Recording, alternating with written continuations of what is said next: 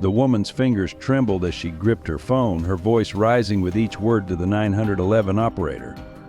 "There's a suspicious black teenager in Oakwood Park. He's been lurking here for hours. I don't recognize him, and he's making families uncomfortable."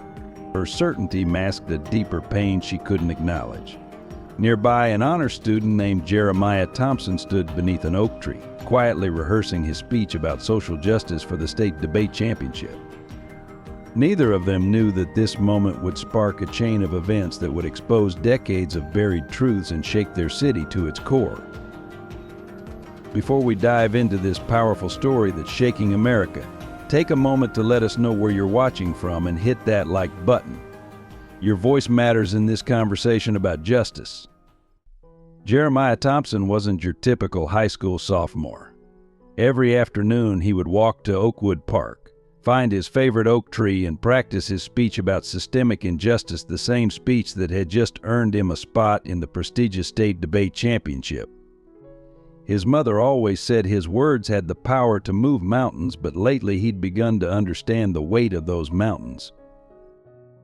At 17, he carried himself with an almost adult-like composure, though his eyes still held the earnest hope of youth. His backpack was always filled with dog-eared books about civil rights leaders, carefully annotated for his research. As captain of the debate team and president of the Student Social Justice Club, he'd found his voice early. But it was his quiet determination that truly set him apart, the same determination that had helped his single mother rise through local politics to become the city's first black female mayor. Mayor Angela Thompson's path to City Hall hadn't been easy. She'd raised Jeremiah alone after his father, a civil rights attorney, was killed in a car accident when Jeremiah was just 2. The whispers about whether a single mother could effectively run a city had followed her campaign, but she'd won decisively, promising transparency and reform. Now, 3 years into her term, she faced mounting pressure from the city's old guard, particularly over her proposed police accountability measures. Every morning before heading to City Hall, Angela would watch Jeremiah prepare for school, seeing shadows of his father in his mannerisms. She never told him about the threatening letters that had begun arriving at her office since she proposed the police reform bill, or about the late-night calls from wealthy donors warning her to maintain the status quo. Instead, she'd smile, straighten his collar, and remind him that change always comes at a price, but truth was worth every penny. Their morning ritual included a shared moment at their kitchen window, overlooking Oakwood Park. "That's where your father first told me he wanted to be a civil rights lawyer," she'd tell him, though Jeremiah had heard the story countless times. He said everyone deserves a voice, especially though society tries to silence these words, had shaped Jeremiah's choice of topic for the debate championship, Systemic Bias in Modern America, the Price of Silence. The championship was just 2 weeks away, and Jeremiah had been spending every free moment perfecting his arguments. His research had uncovered uncomfortable truths about their own city's history of institutional racism, including sealed records of police misconduct that his mother's administration was fighting to make public. What he didn't know was that his carefully compiled statistics and historical examples would soon become intensely personal. That afternoon, as he walked to his usual spot in Oakwood Park, Jeremiah carried more than just his backpack. He carried the hopes of his debate team, the legacy of his father, and the weight of his mother's struggles. The sun filtered through the oak leaves as he began his practice routine, his voice clear and passionate. In a just society, silence is not neutrality, it is complicity. Unknown to him, every word echoed across the park to where Sarah Mitchell sat, clutching her phone, her own tragic story coloring every perception. And nearby, Officer David Reynolds, who had once saved young Jeremiah's life, sat in his patrol car, wrestling with a decision that would soon force him to choose between his badge and his conscience. The stage was set for a confrontation that would expose not just personal prejudices, but a complex web of power, corruption, and buried truths that had shaped their city for generations. As Jeremiah continued his practice speech, the words seemed to carry a prophetic weight. Sometimes it takes a single moment to reveal years of injustice. Sometimes that moment finds you when you least expect it. The afternoon sun cast long shadows across Oakwood Park, and in those shadows, decades of unspoken history waited to emerge into the light. Sarah Mitchell hadn't always been the woman who called police on strangers in parks. 3 years ago, she was known as the mother who brought homemade cookies to school bake sales and volunteered at local youth centers. That was before her son, Michael, was killed, a tragic story that had dominated local headlines for weeks. The official report stated gang violence, a stray bullet, and a drive-by shooting. It was cleaner that way, neater for the records. Every evening at 6 p.m., Sarah still set a plate at the dinner table for Michael. His varsity jacket hung untouched by the door, and his senior photo smiled down from above the fireplace, forever 17, forever on the cusp of a future he'd never see. The house remained frozen in time, a museum of grief that Sarah couldn't bring herself to update. She'd transferred her son's college savings into a community safety fund, becoming increasingly vocal about suspicious individuals in their neighborhood. What Sarah didn't know, what kept Officer David Reynolds awake at night, was that Michael's death wasn't what it seemed. David had been there that night, had seen everything from his patrol car. The gang shooting was actually a botched police operation, a tragic case of mistaken identity that higher-ups had rushed to cover up. Michael Mitchell, honor student and volunteer basketball coach, had been running to help a fallen elderly neighbor when the shots were fired. David Reynolds had built his 15-year career on doing the right thing. He was the officer who dove into icy water to save a drowning child, who talked down armed suspects without drawing his weapon, who'd pulled young Jeremiah Thompson from a wrecked car 2 years ago when a drunk driver hit their family vehicle. The sight of Jeremiah's small hand gripping his uniform as he carried him to safety had reminded him of why he'd become a police officer in the first place. But lately the job had changed. Or perhaps he had finally seen what was there all along. The new police chief, Richard Knox, had arrived with the backing of powerful private interests, bringing subtle but significant changes. Good officers were being transferred to desk duty for questioning certain practices.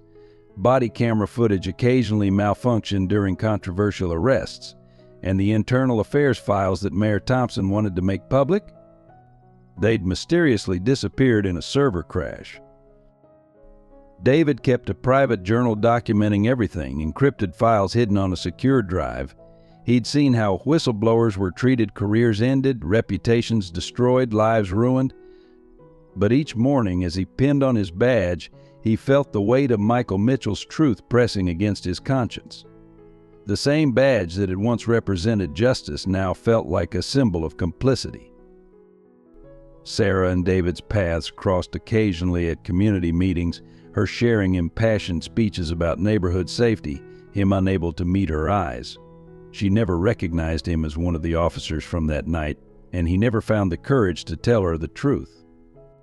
Instead, he watched her transform from a grieving mother into someone hardened by misplaced anger, her pain redirected toward any young black man who reminded her of the gang members she believed had taken her son. The truth lay buried in David's secured files, in redacted reports, and in the nightmares that woke him at 3 a.m. Chief Knox had made it clear loyalty to the department came first. Those who forgot that lesson tended to find themselves responding to calls in the worst neighborhoods without backup until they learned or left. Now, as David patrolled past Oakwood Park and saw Jeremiah Thompson practicing his speech, he felt the weight of all these secrets. The mayor's son was speaking about systemic injustice, unaware that he was standing at the intersection of so many buried truths.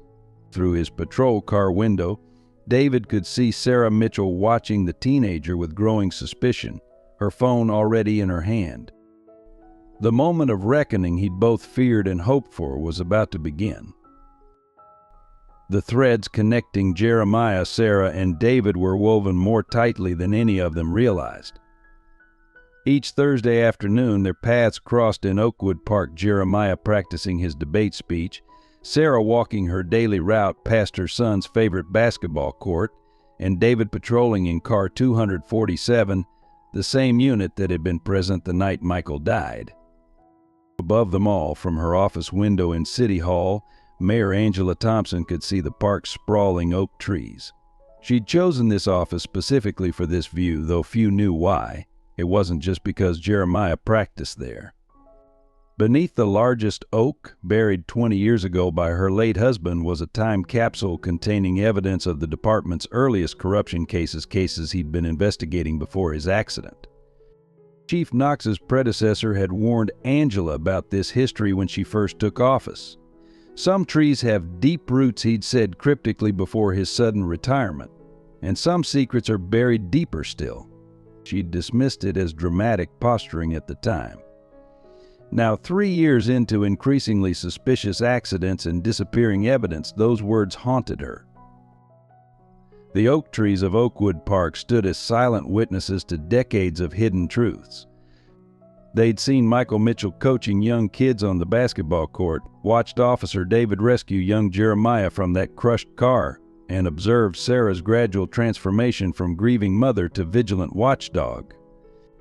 They'd seen Chief Knox's late-night meetings with property developers who wanted the park cleaned up and heard Jeremiah's passionate speeches about justice echoing through their branches. And now, on this particular Thursday afternoon, these separate lives were about to collide. Sarah's phone call would trigger more than just a police response. It would begin unraveling threads of corruption, prejudice, and buried truths that stretched back generations. The oak trees of Oakwood Park were about to witness their biggest story yet. As the afternoon sun began its descent, casting long shadows across the park, each character moved unknowingly toward their destined confrontation. The weight of unspoken truths hung in the air, heavy as summer thunder before a storm. In a just society, Jeremiah's voice carried across Oakwood Park's open space, his practice speech interrupted only by the gentle rustle of oak leaves above. We must confront the uncomfortable truth that prejudice doesn't always wear a hood or carry a torch. Sometimes it wears a smile while dialing 911. The irony of those words would soon become painfully apparent. Sarah Mitchell's attention snapped to Jeremiah's voice like a rubber band pulled too tight. She'd been sitting on her usual bench, mechanically scrolling through old photos of Michael on her phone, him scoring the winning basket, his acceptance letter to Princeton, his last Christmas morning. 3 years of moments frozen in time, never to continue. Jeremiah's presence had been needling at her consciousness for the past hour, a tall black teenager designer backpack at his feet, gesturing passionately as he spoke to himself. In her mind, twisted by grief and misdirected anger, his academic debate uniform morphed into something more sinister. Every movement of his hands became suspicious. Every passionate word from his speech about injustice sounded like a threat. 2 hours, she muttered, checking her watch. He's been casing the park for 2 hours. The thought settled in her mind like concrete, hardening against any rational explanation. Officer David Reynolds watched from his patrol car, recognizing the familiar signs of Sarah's paranoia. He'd seen that look before, the way her hands would clench around her phone, how her neck would stiffen, the slight tremor in her voice as she convinced herself of danger where none existed. Usually he'd intervene, strike up a conversation, deflect her attention. But today he'd received a pointed reminder from Chief Knox about staying in his assigned patrol route. Jeremiah, oblivious to the brewing storm, continued his speech. Statistics show that in our city alone, unfounded 911 calls targeting people of color have increased by 47% in the past year. Behind each percentage point is a human being, someone's child, someone's future. Sarah stood abruptly, her movements jerky with nervous energy. Like a moth drawn to a flame, she found herself approaching Jeremiah. Each step was fueled by 3 years of misdirected grief, each breath heavy with unprocessed trauma. "This is a family park," her voice cracked through the afternoon air like thin ice breaking. "What are you doing here?" Jeremiah lowered his note card slowly, his debate training kicking in. "Stay calm, make eye contact, speak clearly." Good afternoon, Ma. I'm practicing for the state debate championship. I have every right to be here. Debate championship. Sarah's laugh held no humor. Do you think I'm stupid? I've been watching you case this park for hours. All that talking to yourself. Recording the children's schedules. In his patrol car, David's radio crackled. Unit 247, stay in your assigned sector unless called. Chief Knox's voice carried a clear warning. Jeremiah felt his heart rate quicken, but kept his voice steady. Ma, I can show you my student ID. I'm Jeremiah T. I'm calling the police. Sarah cut him off, fingers already dialing. Her hand shook so badly she had to redial twice. Please, Jeremiah said, thinking of his mother's warnings about these situations. There's no need for. Yes, emergency. Sarah's voice rose hysterically. There's a suspicious young man in Oakwood Park, acting erratically, watching children. He's black, tall, wearing a blue blazer. From his car, David watched another officer's unit turn toward the park officer, Jason Mills, known for his aggressive compliance techniques, the same officer who'd been present the night Michael Mitchell died. Jeremiah stood perfectly still, his debate cards trembling slightly in his hands. The last rays of afternoon sun caught the gold lettering on one card, the price of silence, systemic bias in modern America. The price of silence was about to become very clear indeed. Two police cruisers converged on Oakwood Park, their silent approach belying the tension to come. Through his windshield, David Reynolds watched Officer Mills exit his vehicle first, hand already resting on his holster, a detail that made David's stomach turn. Behind Mills, rookie officer Sarah Chin emerged, her body camera conspicuously dark. Standard procedure under Chief Knox's new equipment conservation policy. Show your hands, Mills barked, despite Jeremiah's hands being clearly visible, still holding his debate cards. Step away from the bag. Jeremiah's voice remained remarkably steady, though David could see the slight tremor in his shoulders. Officer, I'm just practicing my debate speech. My backpack only has my school books and. I said step away from the bag. Mills advanced, his stance aggressive. Ma, stay back, he directed at Sarah, who was now filming with her phone. David's radio crackled again. Unit 247, maintain your position. Chief Knox's voice held an edge of warning. But David could see other phones emerging from around the park, parents, joggers, elderly couples on benches, all recording. This wasn't going to be another hidden incident. Aim Chen demanded, positioning herself to block the crowd's view. Jeremiah Thompson, I'm a student at Lincoln High. My debate ID is in my wallet. Thompson. Mills interrupted, his tone shifting slightly. Something passed between him and Chen, a look of recognition quickly suppressed. Sarah pushed forward, her phone still recording. He's been here for hours talking to himself, watching the playground. I saw him making notes. David's hands tightened on his steering wheel. Through his open window, he could hear Jeremiah's debate cards scattering in the wind, their carefully crafted arguments about systemic bias playing out in real time. Sir, face the tree and place your hands behind your back, Mills ordered, removing his handcuffs. Wait, David finally called out, opening his car door. Protocol be damned. This is. Unit 247, stand down. Knox's voice cut through his radio like a whip. This is not your call. But David was already moving. He knew what happened when good officers stayed silent. Michael Mitchell's face flashed in his memory, another routine stop gone wrong, another cover-up in the making. Officers, David's voice carried authority earned from 15 years of service. This young man is.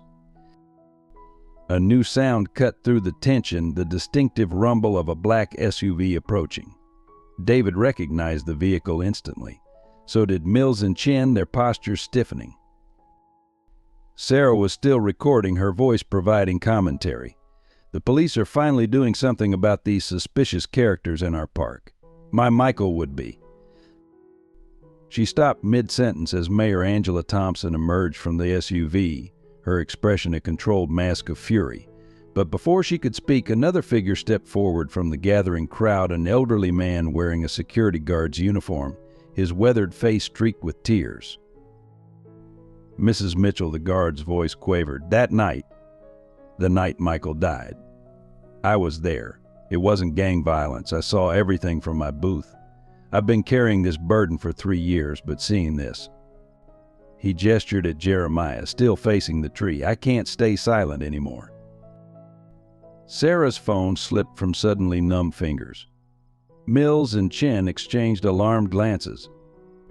And through it all, Jeremiah remained motionless, his debate cards scattered around his feet like fallen leaves, one face-up page reading silence in the face of injustice is not neutrality, it is complicity. The truth was about to break free, like a dam giving way after years of pressure. But as David Reynolds knew all too well, those who profited from silence wouldn't let their power slip away without a fight.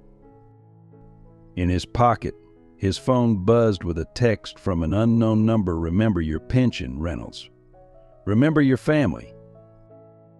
The stage was set for a confrontation that would shake their city to its core, and no one standing in Oakwood Park that afternoon would emerge unchanged. The air in Oakwood Park crackled with electric tension as multiple narratives collided. The security guard, Marcus Weber, stood trembling but determined, decades of guilt etched into his face. His revelation hung in the air like a live wire, dangerous and sparking.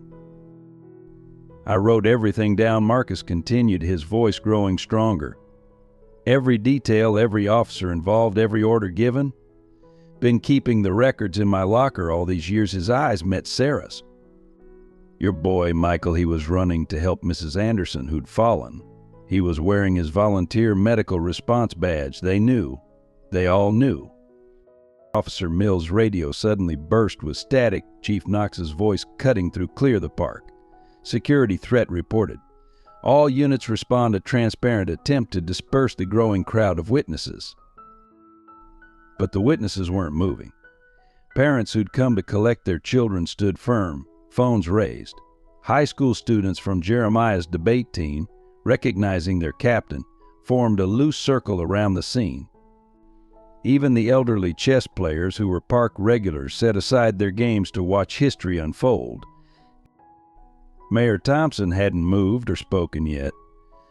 Her eyes took in every detail: her son's hands behind his back, the scattered debate cards, Sarah Mitchell's shattered expression, David Reynolds' hand hovering near his bodycam's power button, and Marcus Weber's weathered face finally unburdening its terrible truth. From somewhere in the crowd, a young voice started reading from one of Jeremiah's fallen debate cards. "The most dangerous conspiracy isn't in the actions of those who commit injustice, but in the silence of those who witness it." Other voices joined in, reading from other scattered cards, creating a surreal chorus of truth-telling that seemed to rise up through the oak trees themselves. In this suspended moment, before Mayor Thompson would speak, before Sarah would fall to her knees, before Chief Knox's arriving reinforcements would attempt to seize control, before the truth about Michael Mitchell would fully emerge in this breath between past and future justice trembled on a knife's edge. The sun continued its descent behind the Oakland Park oaks, casting long shadows that seemed to point like accusing fingers at all the right people. Jeremiah's courage in standing up for truth deserves a lot of likes, just like Officer David's integrity in choosing justice over silence. Don't you think they deserve your support? Hit that like button if you stand with them against injustice. Mayor Angela Thompson's heels clicked against the park's pathway with measured precision, each step a controlled testament to years of navigating political minefields. But this wasn't politics. This was her son with his hands behind his back, her city's darkness bubbling to the surface, and a mother whose misplaced grief had finally cracked open to reveal the rot beneath. Officers Mills and Chin, her voice carried the weight of both maternal fury and municipal authority. "I believe you're about to make a serious error in judgment." She paused, allowing her words to settle like snow before the avalanche. "Remove those handcuffs from my son now." The crowd's collective intake of breath created a vacuum of sound, quickly filled by the metallic click of handcuffs being released. Jeremiah remained facing the tree for a moment longer, his shoulders straight, before turning to face the gathering. His debate cards lay scattered around his feet like fallen leaves, their messages about systemic injustice now playing out in vivid reality. Sarah Mitchell's face had drained of all color as Marcus Weber's revelation about her son collided with the reality of what she'd just instigated. Her phone slipped from nerveless fingers, clattering against the pathway. Michael was. Helping, her voice cracked like thin ice over deep water. Chief Knox's arrival added another layer of tension to the scene.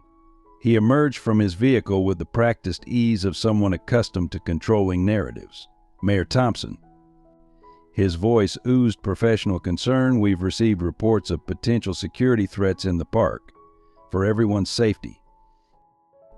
The only threat I see, Mayor Thompson cut him off, is to the truth. She turned to address the growing crowd, her voice carrying across the park. 3 years ago, this community lost a young man named Michael Mitchell. Today, we stand on the precipice of either burying that truth deeper or finally bringing it to light. Officer David Reynolds stepped forward, his decision crystallizing in this moment. Madam Mayor, he spoke clearly, ensuring his body camera was active. I have documentation about Michael Mitchell, about other incidents, about departmental orders too.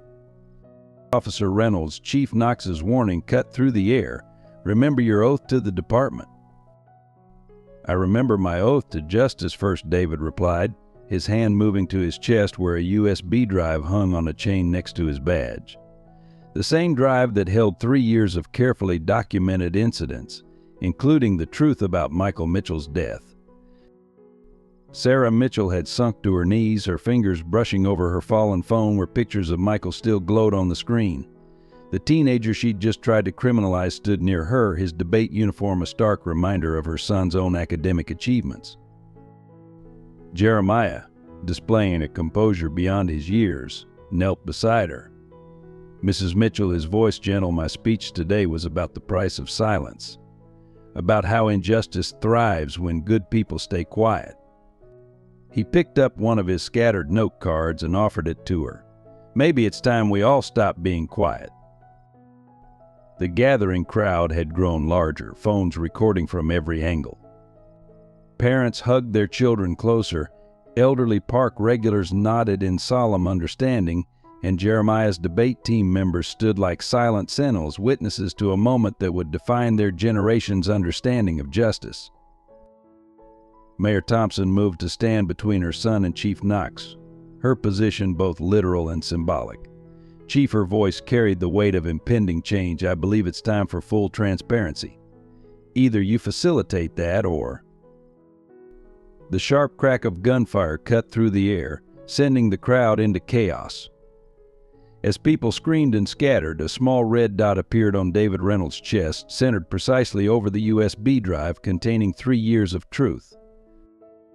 The sun dipped behind the oak trees of Oakwood Park, casting long shadows that seemed to reach like fingers toward the truth that hung by a thread, ready to either unravel completely or be buried forever in the growing darkness. Time seemed to freeze in the heartbeat after the gunshot. David Reynolds staggered but remained standing, the bullet having struck his badge and the USB drive beneath it. Shattered metal and plastic scattered like broken promises across the park's pathway. In the chaos that followed, 3 distinct actions set unstoppable forces in motion. First, Jeremiah's debate team, already recording everything, had automatically switched to live streaming the moment tension escalated, a habit born from years of documenting social injustice. Thousands were now watching in real time as the truth about Oakwood Park began to unravel. The shots, the mayor's confrontation, Marcus Weber's testimony, all of it broadcasting across social media platforms with unstoppable momentum. Second, Sarah Mitchell, still on her knees, reached for something that had fallen from David's shattered badge, a small memory card that had been hidden within the USB drive, a backup of conscience that survived the bullet.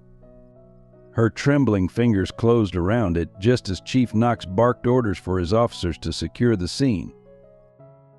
Third, Mayor Thompson's security detail had moved with practiced efficiency, not toward her, but toward Jeremiah, following long-standing orders that her son's safety came before her own. This left Angela Thompson standing alone, facing Chief Knox, her voice rising above the chaos that shot just confirmed every document on Officer Reynolds' drive, didn't it, Chief? The crowd's panic had transformed into something else, a collective witness bearing testament. Phones remained raised like torches against encroaching darkness. Parents shielded their children but refused to leave. Elderly park regulars stood their ground, their years of watching and waiting culminating in this moment. Clear the park, Chief Knox's orders competed with the rising murmur of the crowd. This is now an active crime scene. But Marcus Weber's voice, strengthened by finally speaking truth, carried a different message. 3 years ago, I watched him cover up a young man's murder. Not today. Not again. His security guard uniform, worn for 20 years, seemed to shine with newfound authority. Everyone stay. Keep recording. Keep witnessing. Officer Chin, the rookie who'd helped handcuff Jeremiah, made a decision that would later be called the turning point. She stepped away from her superior officers, moved to stand beside David Reynolds, and deliberately turned on her body camera. For the record, she announced clearly, I'm witnessing what appears to be an attempted murder of a fellow officer following his intention to reveal department corruption. The ripple effect was immediate. Other officers, long caught between conscience and command, began activating their cameras. The thin blue line was fracturing under the weight of too many suppressed truths. Sarah Mitchell rose slowly from the ground, the memory card clutched in her fist. 3 years of grief crystallized into clarity as she faced Chief Knox. My son, her voice gathered strength with each word, was a hero trying to help someone. And you. The word carried all the venom of a mother's betrayed trust. You turned him into a gang violence statistic. Jeremiah, still flanked by his debate teammates, began gathering his scattered notes. One card, carried by the evening breeze, landed at Chief Knox's feet. On it, written in confident young handwriting, systems of oppression rely on good people's fear of standing out, but justice relies on good people's courage to stand up. As emergency vehicles approached in the distance, their sirens painting the darkening sky in red and blue, the gathered crowd began to move not away but closer. Phones still recording, bodies forming a living barrier between the truth-tellers and those who'd tried to silence them. Mayor Thompson's voice cut through the growing darkness. Chief Knox, considering an attempted murder just occurred under your command, I'm officially requesting state oversight of this department. Effective immediately. The oak trees of Oakwood Park had seen decades of buried secrets. Now they stood witness as those secrets clawed their way into the light, their leaves whispering tomorrow's headlines to the evening wind. As night crept into Oakwood Park, the standoff crystallized into something larger than any individual present. News vans began arriving at the perimeter, their spotlights cutting through the darkness like searchlights. The trending hashtag #OakwoodTruth had already reached national attention, with Jeremiah's debate team's live stream drawing hundreds of thousands of viewers. Chief Knox's phone buzzed incessantly, calls from the police union, the city council, and shadowy figures whose investments in department policy had long been hidden behind closed doors. But it was the text message from his daughter, an activist lawyer, that made his hand tremble. Dad, I'm watching the live stream. Please don't let this be your legacy. In the center of the gathering, Sarah Mitchell and Mayor Thompson stood together, two mothers whose sons had faced the same system from different sides. The memory card in Sarah's hand seemed to pulse with the weight of its contents. Your son was practicing a speech about injustice, Sarah spoke softly to Angela, while I was busy becoming what I used to fight against. Officer David Reynolds, despite the bruising impact of the bullet on his badge, maintained his position. Fellow officers continued to join him and Officer Chin, creating a growing circle of blue uniforms standing for truth rather than power. Each activated body camera added another thread to the unraveling tapestry of long-buried secrets. Above them, the oak trees of Oakwood Park swayed in the evening breeze, their branches seeming to reach toward each other like clasped hands. These same trees had witnessed Michael Mitchell's last act of kindness, had watched Sarah's gradual descent into prejudice, had overseen Jeremiah's passionate practice speeches, and now stood sentinel as truth and justice hung in the balance. Marcus Weber, still in his security guard uniform, began collecting Jeremiah's scattered debate cards. Each card he picked up seemed to reflect the unfolding drama the arc of history bends toward justice, but only when we dare to bend it ourselves. The night was far from over, and the real battles were just beginning. But something fundamental had shifted in Oakwood Park, like a key turning in a long rusted lock. The machinery of truth, once set in motion, would not easily be stopped. The morning after the Oakwood Park incident dawned with uncomfortable clarity.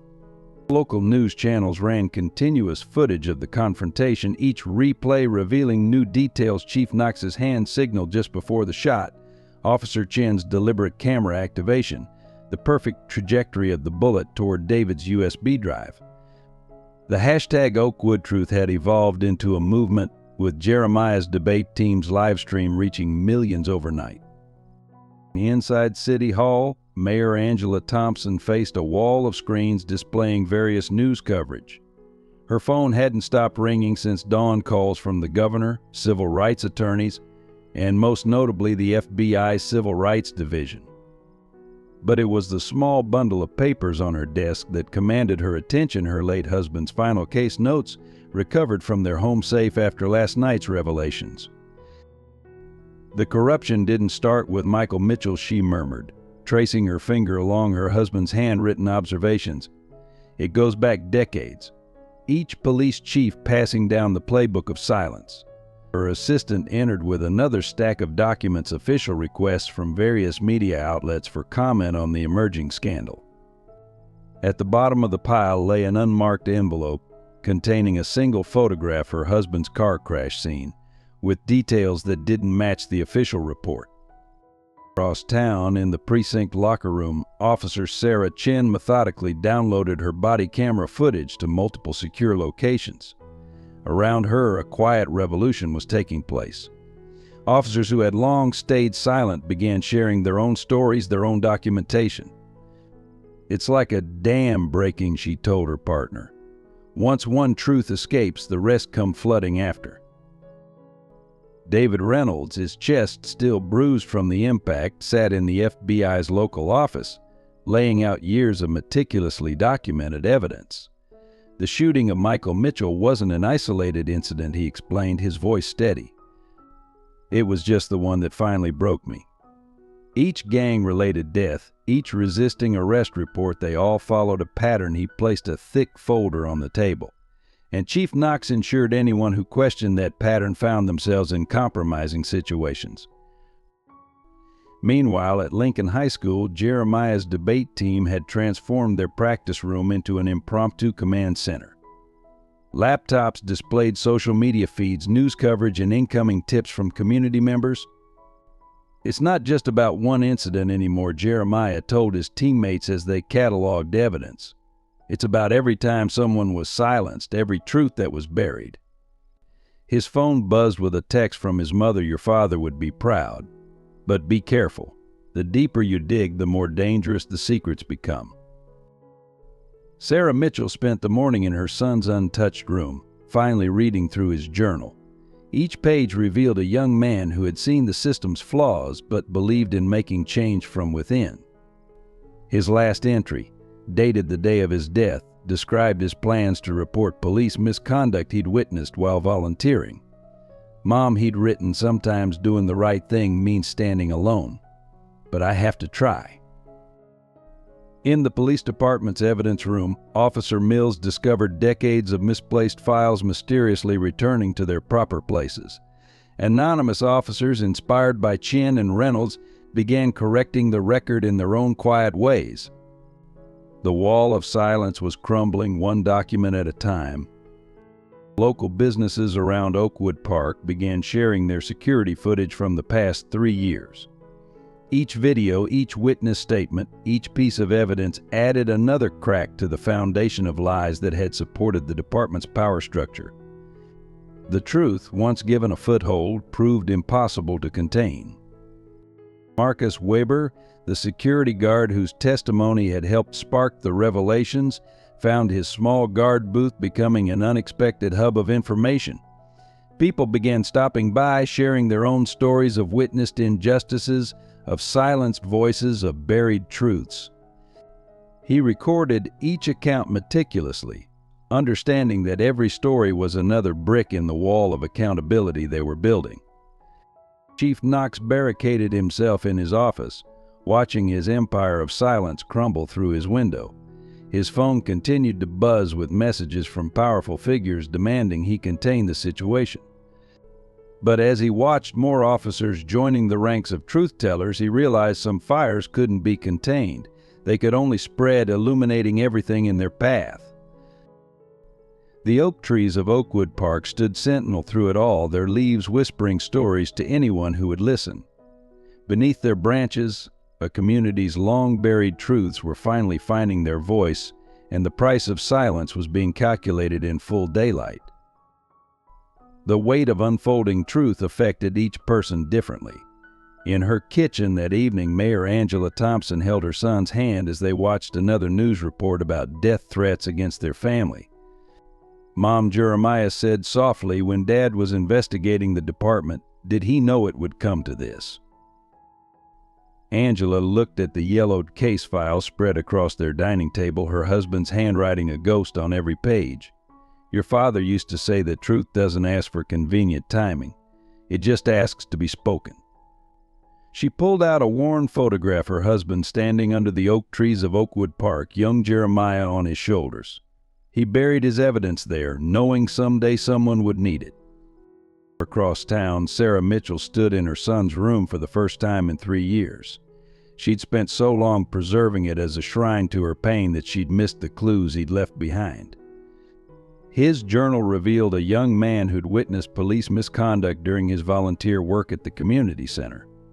The final entry stopped mid-sentence. If no one else will speak up, then I have to the truth of his final moments, his rush to help Mrs. Anderson, his medical response badge reflecting in the streetlight, now haunted her with crystal clarity. Officer David Reynolds sat in his darkened living room, his bruised chest a constant reminder of how close he'd come to silence. His wife packed their children's bags. They'd received enough threats to warrant FBI protection. I'd do it again, he told her as she hesitated by their family photos. Every time I'd choose truth, she touched his injured chest gently. I know, she whispered. That's why I married you. And that's why they fear you. At the precinct, Officer Sarah Chen faced her own battles. Her locker had been vandalized, her car tires slashed, and anonymous notes threatened her family back in California. Yet each act of intimidation only strengthened her resolve. She posted every threat she received on the department's internal board, a silent challenge to those who thought fear could override conscience. Marcus Weber, the security guard whose testimony started the avalanche, found unexpected allies. Former officers, retired department staff, and community members began meeting in his guard booth, each bringing pieces of a puzzle that spanned decades. I carried the weight of silence for 3 years, he told them. But Michael Mitchell's truth was just the beginning. Chief Knox's daughter, Emma, a civil rights attorney, sat in her father's study, watching him pour another drink. Dad, she pleaded, you can still choose the right side of history. The chief stared at his reflection in the window, seeing not the powerful man he'd become, but the idealistic rookie he'd once been. The right side, he muttered. I'm not sure I remember what that looks like anymore. Jeremiah's debate team members faced their own challenges. Parents began pulling their children from the team, citing safety concerns. College recommendations were mysteriously withdrawn. Yet for each student who was forced to leave, 2 more joined, drawn by the courage they'd witnessed in Oakwood Park. Officer Mills, who had been present the night Michael died, found himself at a crossroads. His hands shook as he typed his resignation letter, each word a confession of complicity. His computer screen reflected the photo on his desk himself as a rookie, proud and idealistic. When had he stopped being that person? When had silence become easier than truth? In her office late that night, Angela Thompson received an unexpected visitor. Sarah Mitchell walked in carrying a box of Michael's belongings. "I found these," she said, placing several notebooks on the mayor's desk. "My son wasn't just keeping a journal, he was building a case, like your husband. Like Jeremiah, they all saw the same truth, didn't they?" The two mothers sat together, reading through Michael's notes. Each page revealed a young man who, like Jeremiah, had believed in justice enough to risk everything for it. Sarah's hands trembled as she read her son's final words. "Sometimes the bravest thing isn't standing up to your enemies. It's standing up to the system that calls itself your friend." As midnight approached, the oak trees of Oakwood Park swayed in the autumn wind, their branches casting shifting shadows on the ground where so many truths had finally broken free. Tomorrow would bring new challenges, new threats, new attempts to bury the truth. But tonight, in quiet rooms across the city, people were choosing sides in a battle between silence and justice. By midnight, the city thrummed with an electric tension that seemed to pulse through every street and alley. Social media exploded with previously silent victims sharing their stories using Oakwood Truth, each testimony adding another crack to the facade of the department's carefully maintained image.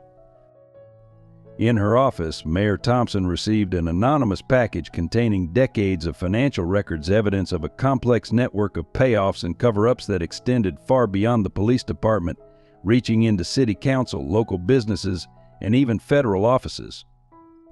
The implications were staggering. "It's not just about Michael Mitchell anymore," she told Jeremiah over a secure line. "It's about a system designed to protect itself at any cost." At the precinct, officers Chen and Reynolds discovered their personnel files had been altered, with false complaints and disciplinary actions mysteriously appearing overnight. But for every attempt at intimidation, more officers stepped forward, their body cameras now permanently activated, their silence finally broken. Sarah Mitchell, unable to sleep, spent the night transcribing her son's journals, her hands shaking as she recognized names and incidents that painted a devastating picture of institutional corruption. Each page revealed how close Michael had come to exposing everything and why his accident had been necessary for those in power. Marcus Weber's security booth had become an unofficial clearinghouse for whistleblowers, with a steady stream of current and former department employees slipping him documents, photographs, and testimony.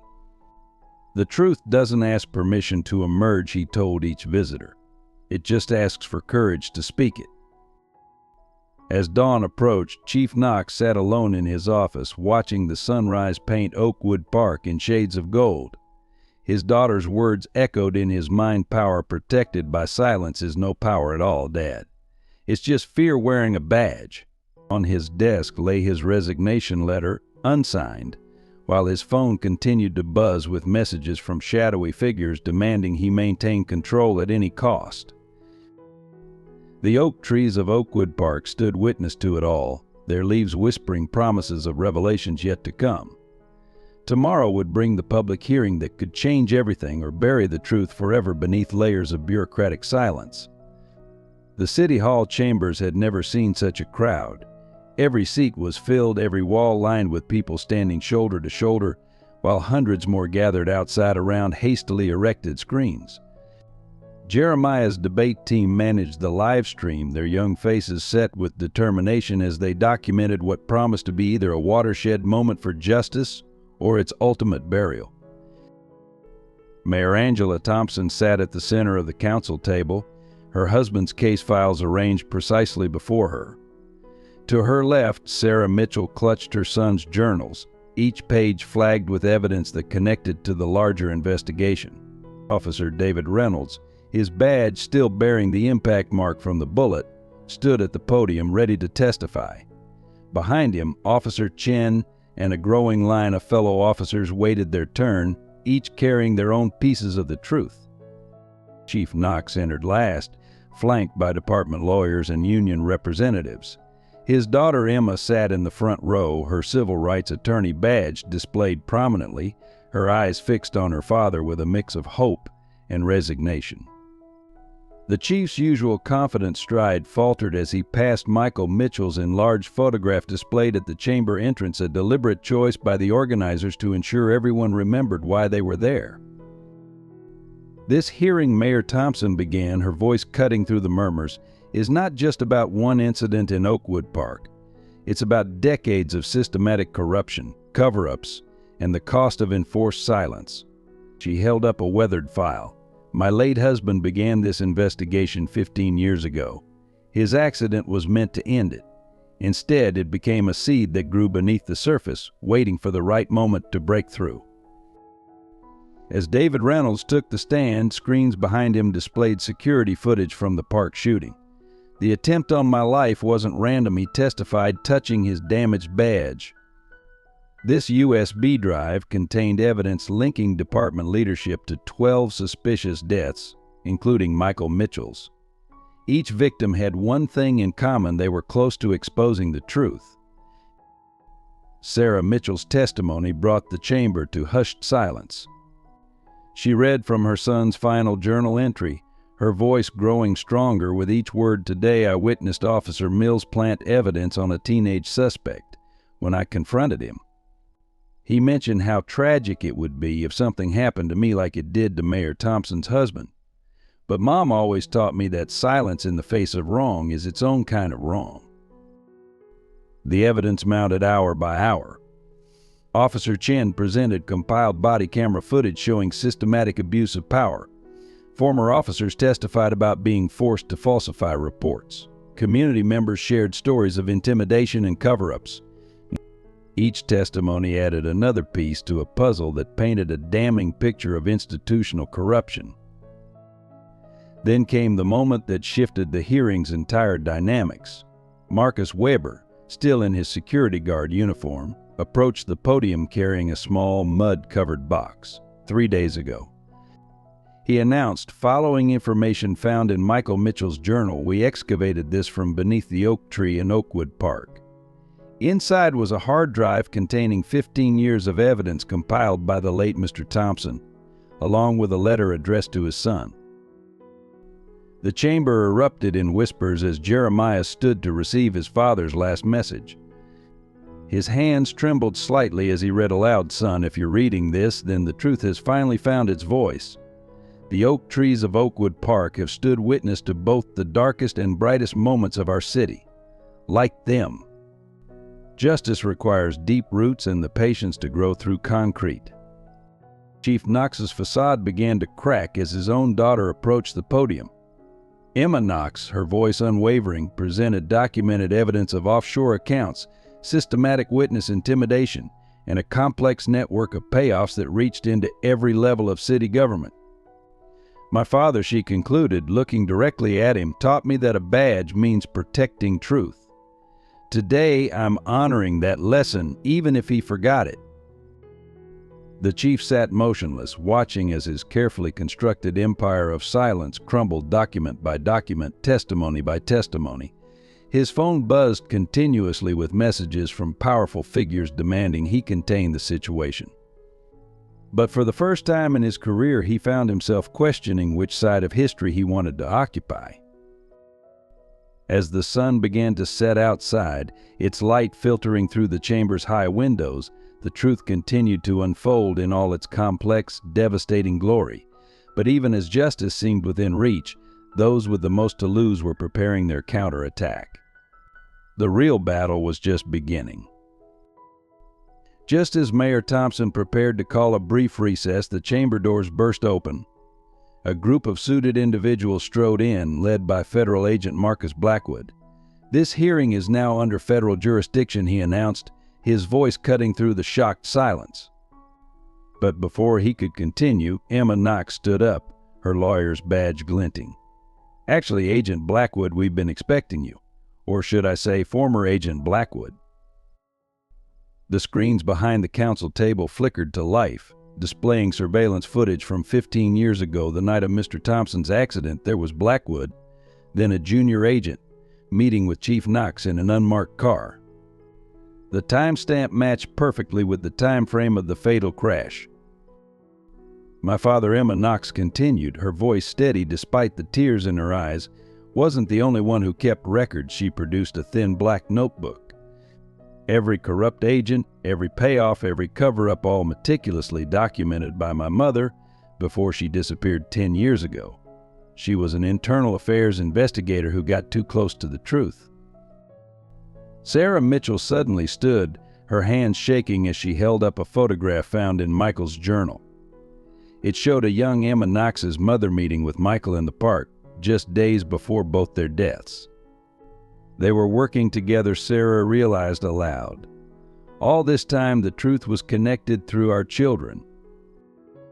The chamber erupted in chaos as more revelations cascaded. Officer Chen stepped forward, playing enhanced audio from her body camera from the night of the park shooting. The order to fire hadn't come from Chief Knox, it had come from someone higher up, someone whose voice matched one of the city's most prominent business leaders.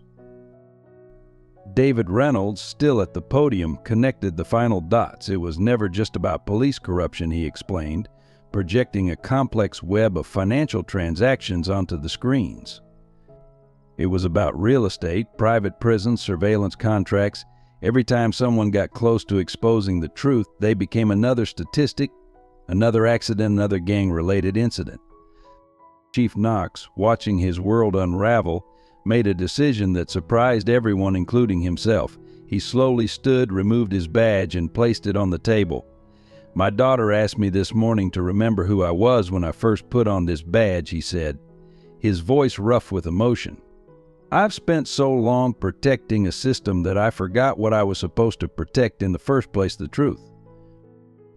Jeremiah, who had been quietly conferring with his debate team, stepped forward with one final piece of evidence, a series of encrypted emails recovered from his father's hard drive, revealing a nationwide network of similar cover-ups in other cities.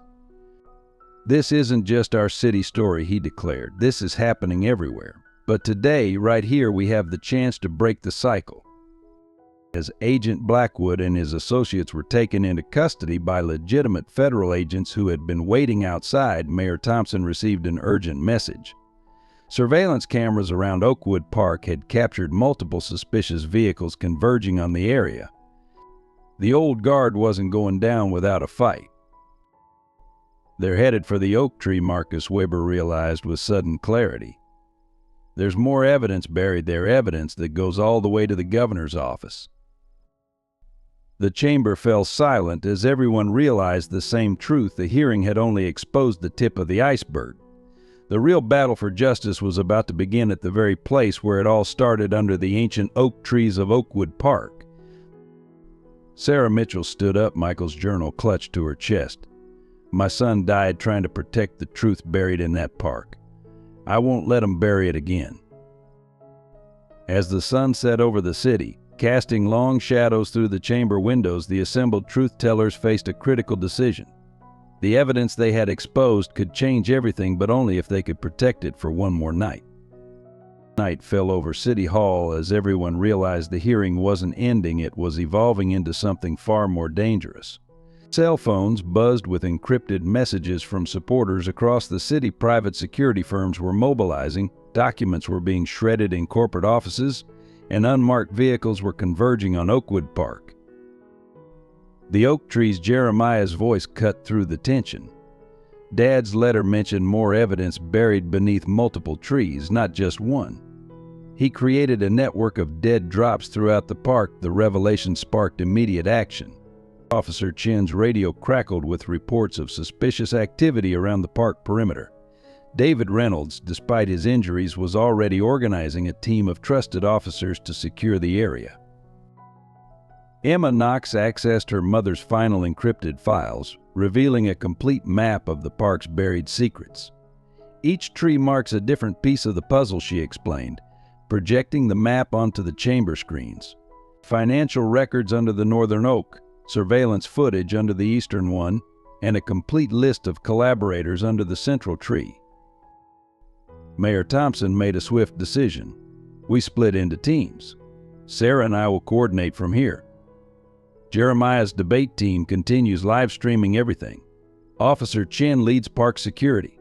David and Emma handle evidence recovery." She paused, then added softly, "The same forces that silenced my husband, Michael, and Emma's mother are coming for these last pieces of truth. We have one chance to get this right." Outside, the city seemed to hold its breath. Citizens began gathering at the park's edges, forming a human chain of protection. Local journalists positioned themselves strategically, cameras ready. Even the weather appeared to sense the gravity of the moment, as thunder rolled ominously in the distance. Chief Knox, his badge still on the council table, made his final choice. "I'll help," he said quietly. "Not for redemption, it's too late for that. But because Emma's mother deserved better. Because Michael Mitchell deserved better. Because this city deserves better." As the various teams moved into position, the oak trees of Oakwood Park stood silently waiting, their branches swaying gently in the growing storm, guardians of truths that had waited years to be unveiled. As this story unfolds, showing us how truth and justice can emerge from darkness, we invite you to join our community of storytellers and truth seekers. Subscribe to be part of this journey, where every story matters and every voice counts. Together, we can make a difference in sharing these important narratives. The storm that had been threatening all evening finally broke over Oakwood Park, rain falling in heavy sheets that turned the grounds treacherous. Through the downpour, teams of officers led by David Reynolds and Officer Chen moved methodically from tree to tree, while Jeremiah's debate team maintained their live stream from beneath hastily erected tarps. The first tragedy struck without warning. Marcus Weber, who had been guiding a team to one of the evidence sites, suddenly clutched his chest and collapsed. The medical examiner would later confirm what everyone suspected: his heart, weakened by years of carrying the burden of silence, had finally given out. His last words, gasped to Officer Chen, were simply, "Don't let them bury it again." The second blow came in the form of a phone call to Sarah Mitchell. Her house, preserved for 3 years as a shrine to Michael's memory, was engulfed in flames. Fire investigators would find accelerants around the perimeter, but the true target became clear: Michael's room, with its walls of evidence and journals, burned the hottest. "They're trying to erase him again," Sarah whispered, watching the live stream of firefighters battling the blaze. At City Hall, Mayor Thompson received her own devastating news. Her son's acceptance letter to Harvard Law, his dream school, had been mysteriously rescinded. The message was clear: no one connected to the truth would be spared. Jeremiah, when told, simply squared his shoulders and continued coordinating the live stream. "Some things," he said, echoing his father's words, "are worth more than personal dreams." Emma Knox's sacrifice came in the form of her legal career. As she worked to decrypt more of her mother's files, notices of disbarment proceedings began flooding her inbox. False accusations of evidence tampering, witness intimidation, her reputation was being systematically destroyed. Yet she continued working. Her mother's final case notes spread before her like a roadmap to redemption. Officer David Reynolds, still nursing his wounds from the earlier shooting, received the cruelest cut. His wife called from their FBI safe house. Their protection detail had suddenly been withdrawn, leaving them exposed. Even as he organized the evidence recovery teams, he had to arrange for his family's emergency evacuation to Canada. "Keep going," his wife told him through tears. "We'll be here when the truth wins." The human chain of citizens protecting the park's perimeter began to thin as anonymous text messages circulated, threatening jobs, mortgages, and family safety. Yet a core group remained, standing resolute in the rain, many of them wearing photos of Michael Mitchell, Emma's mother, and others who had died protecting the truth. Chief Knox, working alongside those he had once sought to silence, received the final piece of personal devastation. His daughter's mother, his ex-wife, had not simply disappeared a decade ago. Evidence emerged that he had unknowingly signed off on the operation that led to her accident. A revelation that brought him to his knees in the mud of Oakwood Park. The oak trees themselves seemed to mourn, their branches bowing under the weight of the storm, each raindrop like a tear for the sacrifices being made beneath them. The truth was emerging, but its cost was being paid in the shattered pieces of lives and dreams. Yet even as these personal tragedies mounted, something extraordinary began to happen. For each person forced to step back, two more stepped forward. When Sarah Mitchell's house burned, neighboring families opened their homes to preserve what could be saved. As Emma Knox faced disbarment, a network of civil rights attorneys rallied to her defense.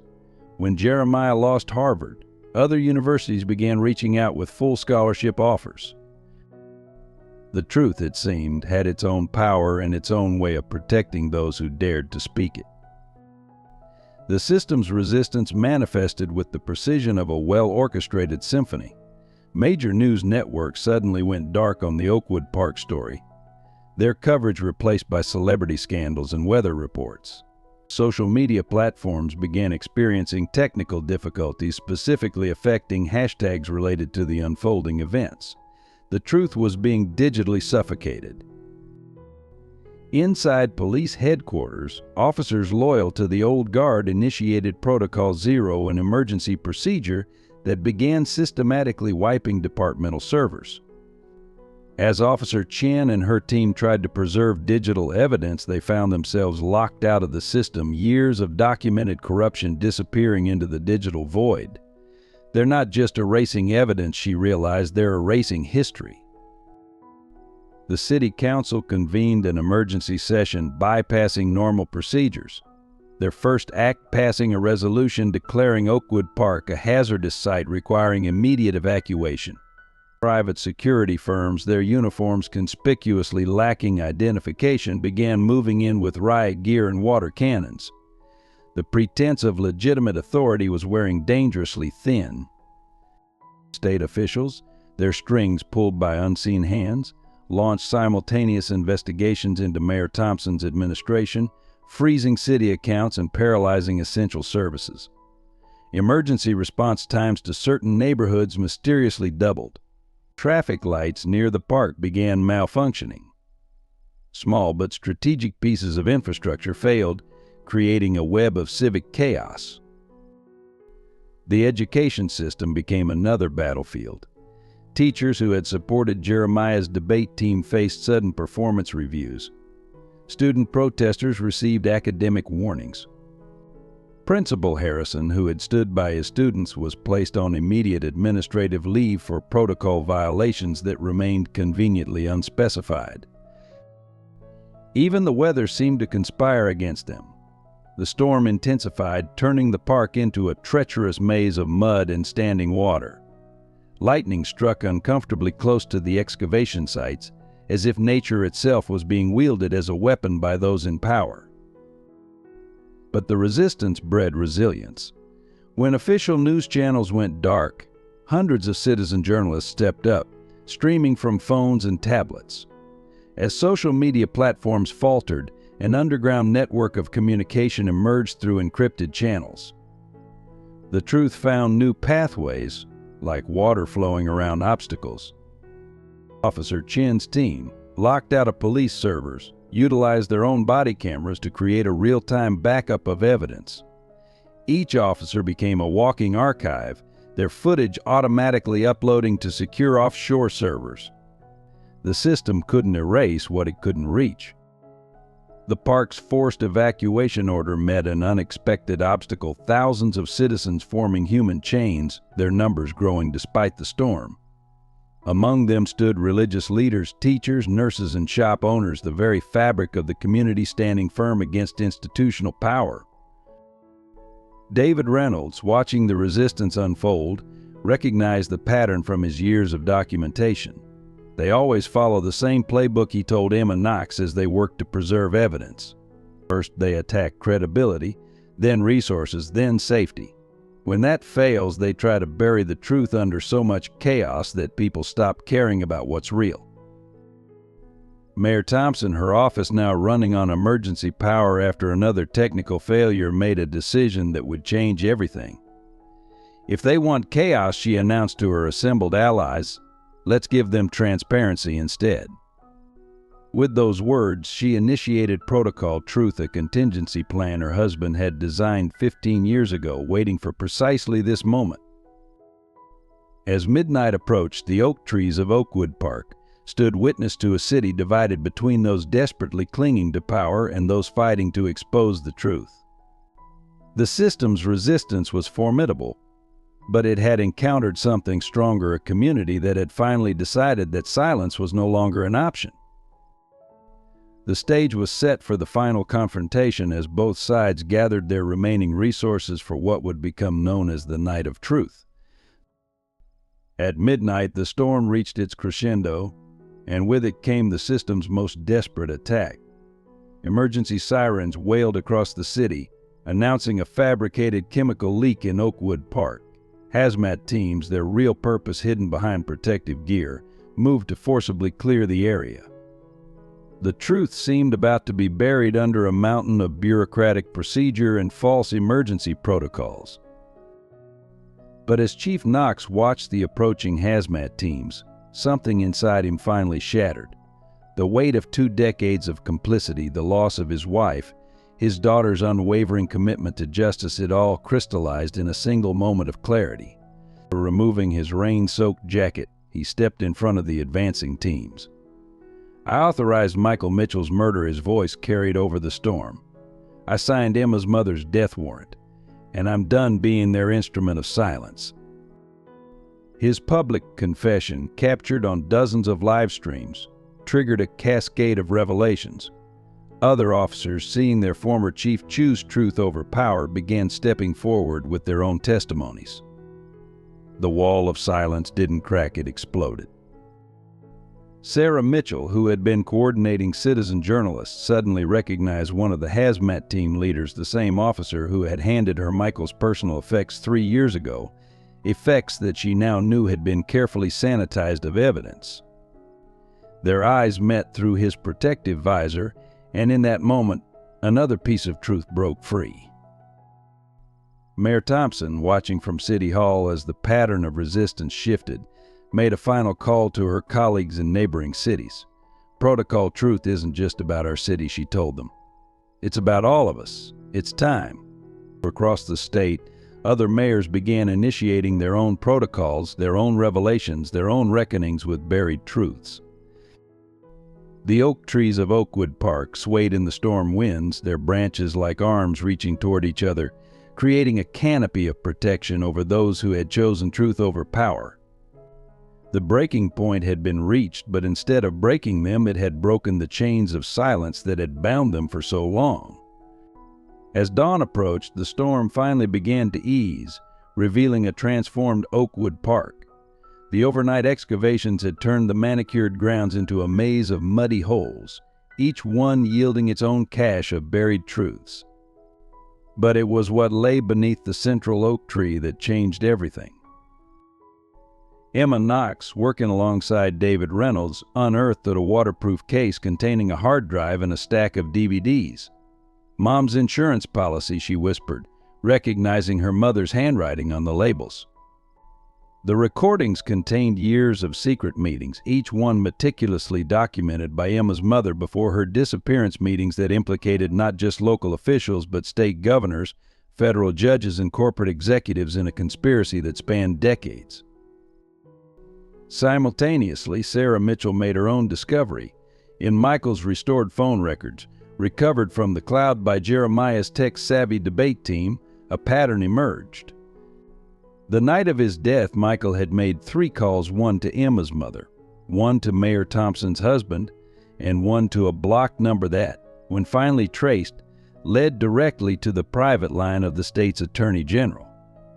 Chief Knox, his confession having opened a floodgate of truth, provided the key to decoding years of departmental communications. Every gang-related incident report filed under Code 387. He explained, his voice heavy with remorse, was actually a marker for systemic elimination of potential whistleblowers. Officer Chen's team quickly identified 47 such cases over the past decade alone. But the most damning evidence came from an unexpected source. Marcus Weber, The security guard whose heart had given out hours earlier had left an automated email set to send upon his death. It contained 20 years of surveillance footage from his park security cameras, footage that had captured everything from late-night evidence burials to clandestine meetings between corrupt officials. His final act of witness had created an unimpeachable record of corruption. The revelation spread like wildfire across social media, overwhelming attempts at digital suppression. Citizen journalists, armed with Jeremiah's team's livestream and Weber's footage, created thousands of backup copies, ensuring the truth could never be buried again. The hashtag Oakwood Truth evolved into We're Witnesses as people across the country began sharing similar stories from their own communities. Mayor Thompson, standing beneath the central oak tree where her husband had buried his initial evidence, received a call from the state governor.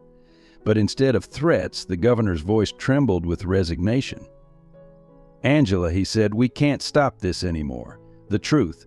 It's too big now." The system's resistance was crumbling under the weight of its own exposed lies.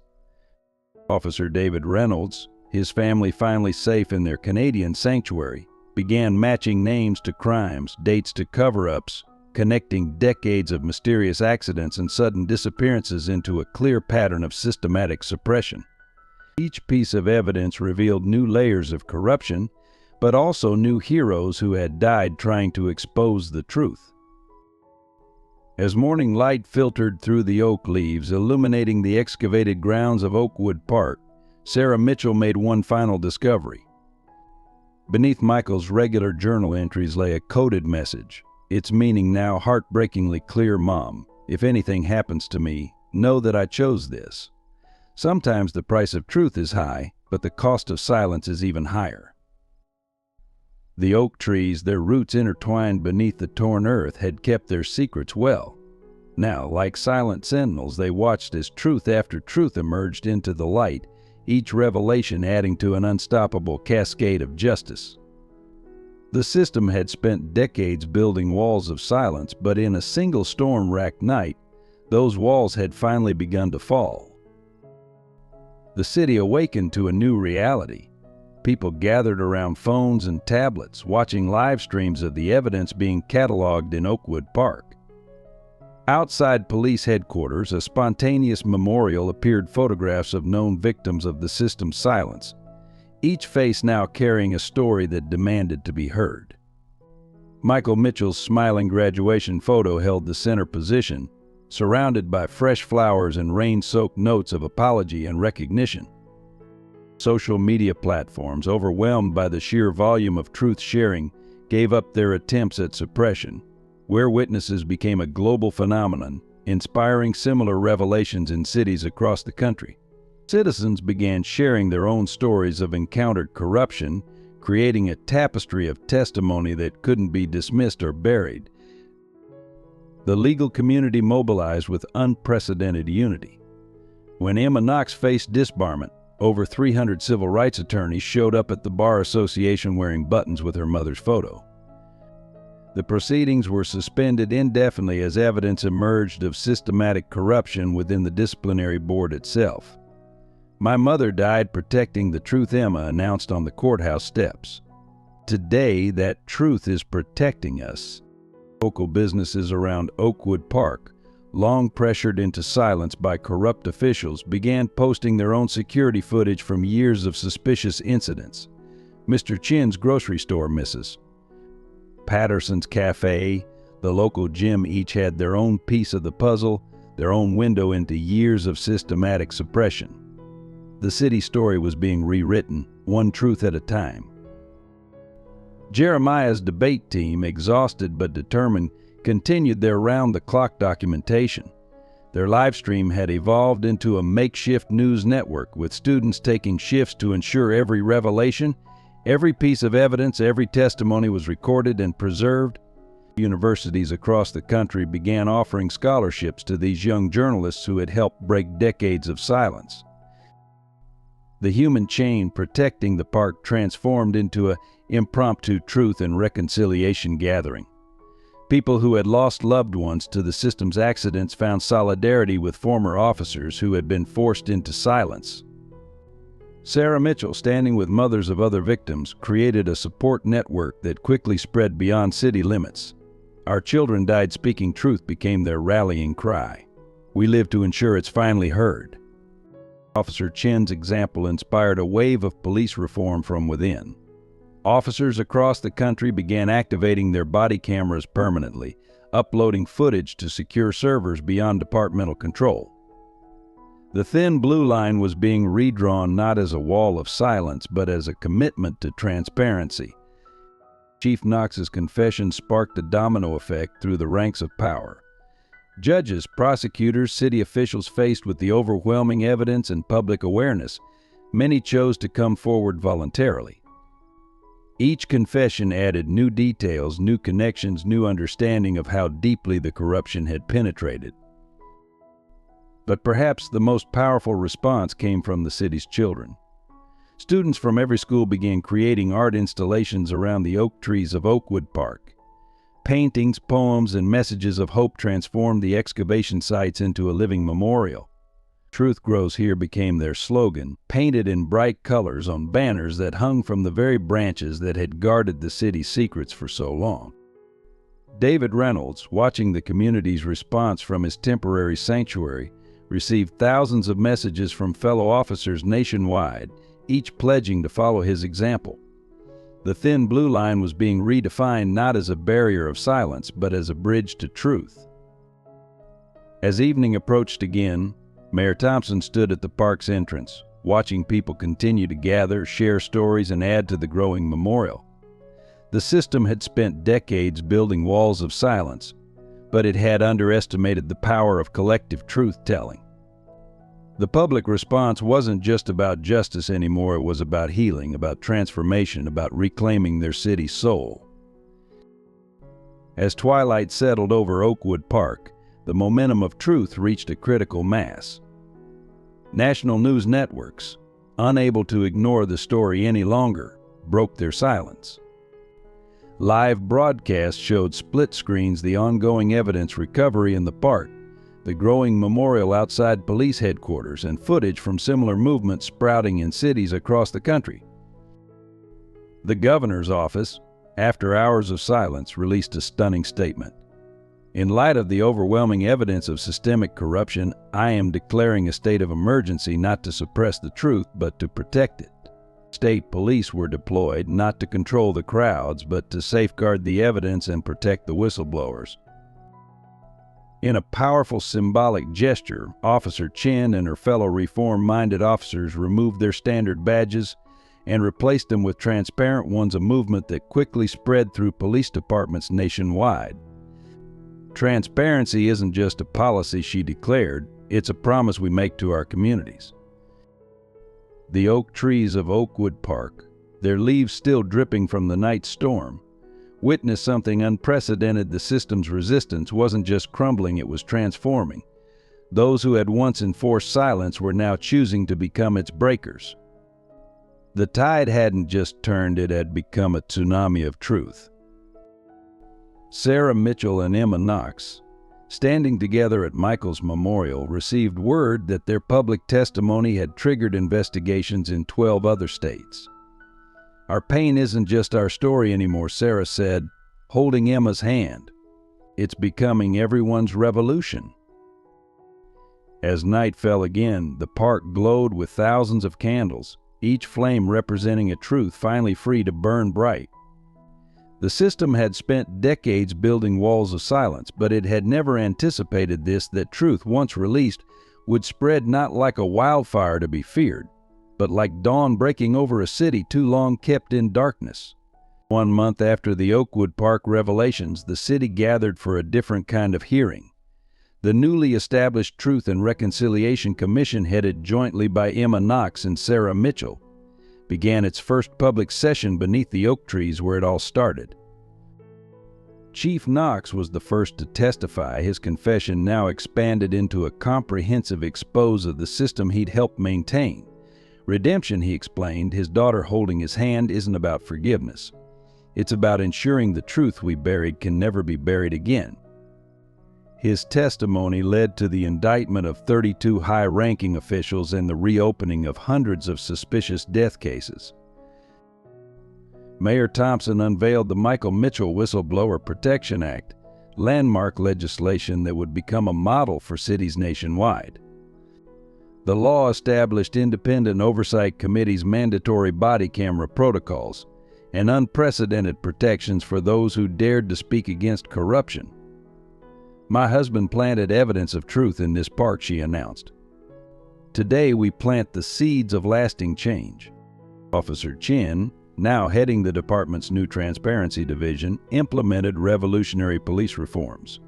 Body cameras became permanently live-streamed to public servers. The thin blue line was officially retired, replaced by a new motto: "Truth protects those who protect truth."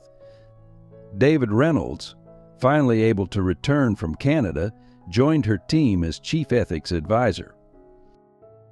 Jeremiah's debate team transformed into the Youth Truth Coalition, a nationwide network of student journalists and activists. Their documentation of the Oakwood Park revelations became required viewing at police academies across the country. Harvard Law, recognizing the impact of their work, offered full scholarships to every team member. Sarah Mitchell and other victims' families established the Oak Tree Foundation, supporting families affected by systemic corruption and protecting future whistleblowers. The foundation's first act was creating a scholarship fund in Michael's name for students pursuing careers in investigative journalism and civil rights law. The oak trees of Oakwood Park, their roots having guarded the truth for so long, were officially designated historical landmarks.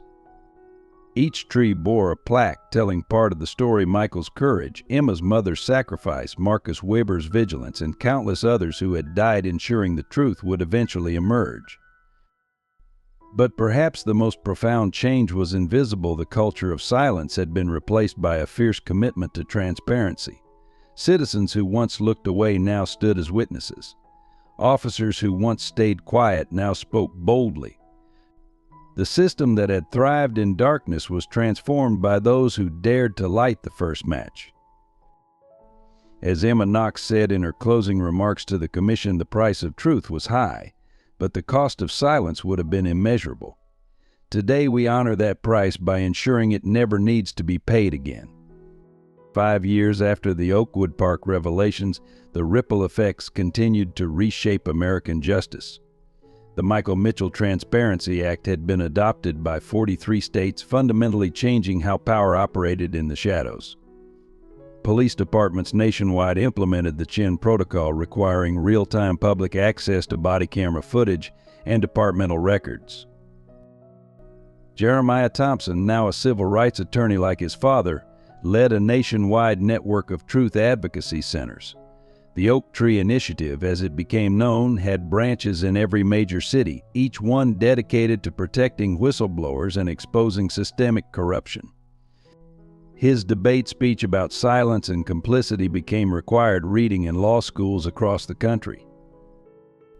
Sarah Mitchell and Emma Knox's Truth Commission model was adopted internationally, helping communities from Belfast to Johannesburg confront their own buried injustices.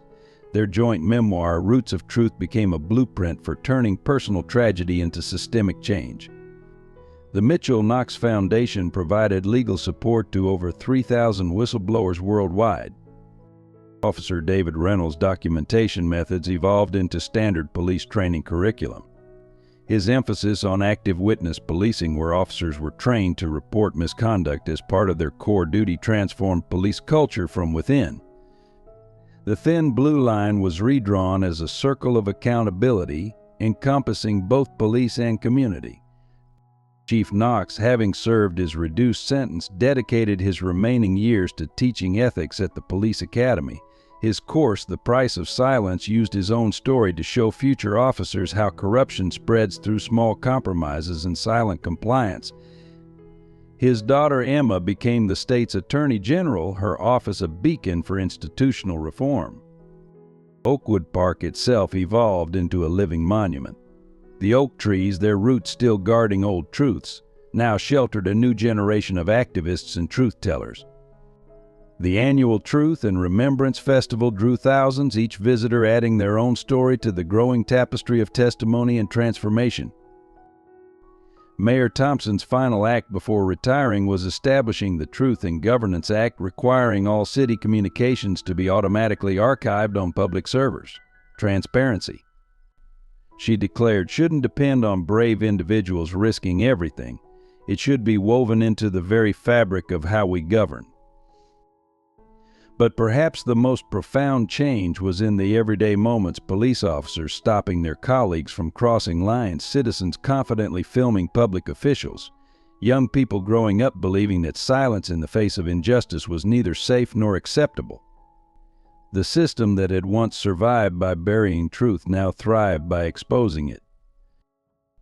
As Michael Mitchell's journal had predicted in its final entry, the truth isn't just a story we tell, it's a future we build, one brave voice at a time. His words, carved into the base of Oakwood Park's central oak tree, continued to inspire each new generation of truth-tellers and justice seekers, ensuring that the price paid for truth would never be forgotten, and the cost of silence would never again be accepted. 10 years after the Oakwood Park revelations, the city hosted a special memorial service beneath the oak trees. A new generation of children played in the park, each wearing transparent badges. A tradition started to honor the movement that changed their world.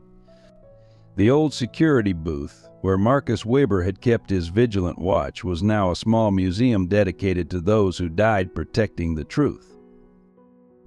At the ceremony, Jeremiah Thompson, now a Supreme Court nominee, stood with Sarah Mitchell and Emma Knox to unveil the final addition to the park, a living memorial wall where the names of whistleblowers and truth-tellers glowed softly, powered by solar cells. Michael Mitchell's name held the center position, surrounded by hundreds of others whose sacrifices had helped transform a culture of silence into one of courageous witness. The Oak Tree Protocol, as it became known internationally, had revolutionized institutional accountability worldwide. From small-town police departments to multinational corporations, the principle of active transparency, inspired by those fateful days in Oakwood Park, had become the new standard for governance and justice. David Reynolds, delivering the keynote address, summed up their decade-long journey. Truth doesn't just set us free, it keeps us free. And every time someone speaks up instead of staying silent, every time an officer activates their camera instead of turning it off, every time a citizen stands witness instead of walking away, we honor the price that was paid in this park. As the ceremony concluded, a young girl approached the central oak tree, adding a fresh drawing to the thousands already decorating its trunk. Her picture showed simple figures holding hands around a tree, with words that captured the legacy of Oakwood Park: the truth grows here, and so do we. The oak trees swayed gently in the evening breeze, their leaves whispering stories of truth and transformation to each new generation that gathered beneath them. The price of truth had been high, but its rewards had proven immeasurable, a legacy of light that would continue illuminating the darkness for generations to come. As we conclude this powerful story of truth and justice, we invite you to become part of our storytelling community. Your support through subscriptions helps us continue sharing these important narratives. Hit that like button, share your thoughts in the comments below, and spread this story with friends and family who need to hear it. What do you think about Michael and Jeremiah's story? Should we explore what happened next in Part 2? Let us know in the comments where you're watching from, and if these revelations changed your perspective on justice. Remember, every subscription supports more stories that need to be told. Together we can ensure truth always finds its voice. Subscribe now and join our journey.